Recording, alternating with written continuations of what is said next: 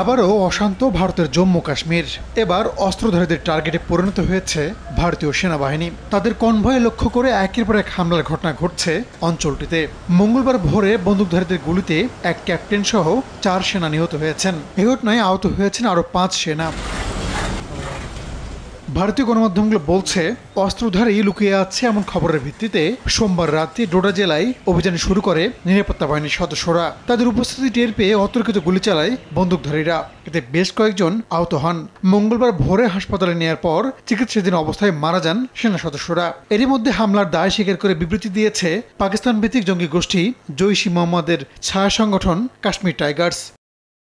অঞ্চলটির সার্বিক পরিস্থিতি জানতে এদিন ভারতের সেনাপ্রধানের সঙ্গে কথা বলেছেন দেশটির প্রতিরক্ষামন্ত্রী রাজনাথ সিং। জড়িতদের খুঁজে বের করে শাস্তির ব্যবস্থা করার নির্দেশ দেন তিনি। নগদের কাছে সব গ্রাহকই প্রিয়, তাই তো সারা দেশে ক্যাশ আউট চার্জ সবচেয়ে কম। এদিকে সেনাদের লক্ষ্য করে হামলার ঘটনায় বিজেপি সরকারের উপরে দায় চেপিয়েছেন বিরোধী দল কংগ্রেসের নেতা রাহুল গান্ধী। মোদী সরকারের ভুল নীতির খেসারত দিতে হচ্ছে সেনাদের বলে অভিযোগ করেন রাহুল। গেল এক সপ্তাহের ব্যবধানে জম্মু কাশ্মীরে অন্তত 9 সেনার মৃত্যু হলো।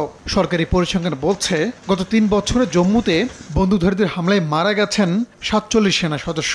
2019 সালে বিশেষ মর্যাদা প্রত্যাহারের পর থেকেই অঞ্চলটিতে বাড়ছে হামলার সংখ্যা। রাহানুল রানা, সময় সংবাদ।